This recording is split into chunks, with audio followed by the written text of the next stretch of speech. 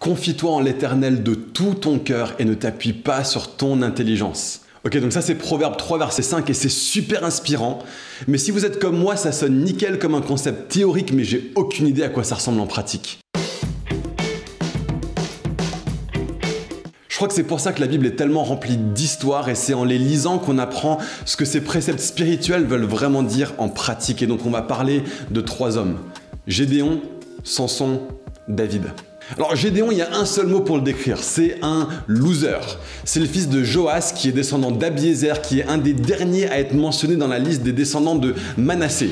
Manassé, c'est même pas une tribu d'Israël, c'est une demi-tribu d'Israël. Et quand Manassé et son frère se font bénir, le grand-père qui les bénit a béni le petit frère avec la main droite et le grand frère Manassé avec sa main gauche. Ça signifiait une bénédiction moins grande pour Manassé alors que ça aurait dû être l'inverse. Et donc Gédéon, il est là en train de battre du blé dans un pressoir parce qu'il voulait se protéger sa ferme contre les envahisseurs. Je veux dire, c'est l'image du gars au petit job, à la mentalité faible, à l'héritage plus que moyen, et l'ange de Dieu vient le voir et lui dit: l'Éternel est avec toi, vaillant héros. Et c'est ça qui va définir Gédéon.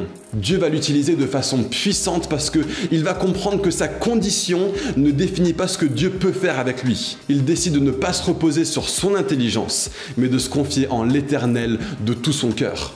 Et plus tard, il va renvoyer la majorité de la grosse armée que Dieu lui avait donnée, basée sur des critères super louches, juste parce que Dieu le lui demande. Et devinez quoi ? Il gagne le combat contre une armée super compétente, armée jusqu'aux dents. Il devient un héros de la Bible. Pas à cause de ses circonstances, mais à cause de son application de Proverbe 3, verset 5.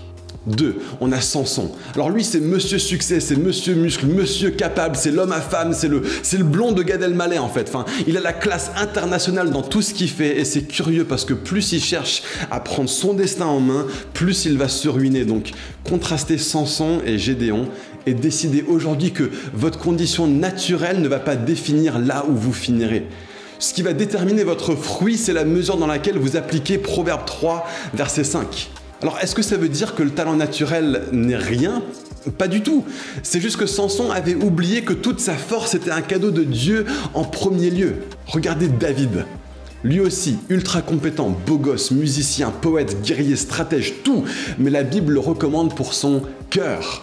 Il a appris à se reposer sur Dieu pour battre un géant avec une pierre et pour prendre décision après décision après décision sur la base uniquement de ce que Dieu demandait de lui et pas sur la base de ce qui lui semblait sage. Les aptitudes naturelles que vous avez sont un cadeau de Dieu. Et on est appelé à ne pas les négliger, mais faites super gaffe si vous êtes quelqu'un de naturellement compétent.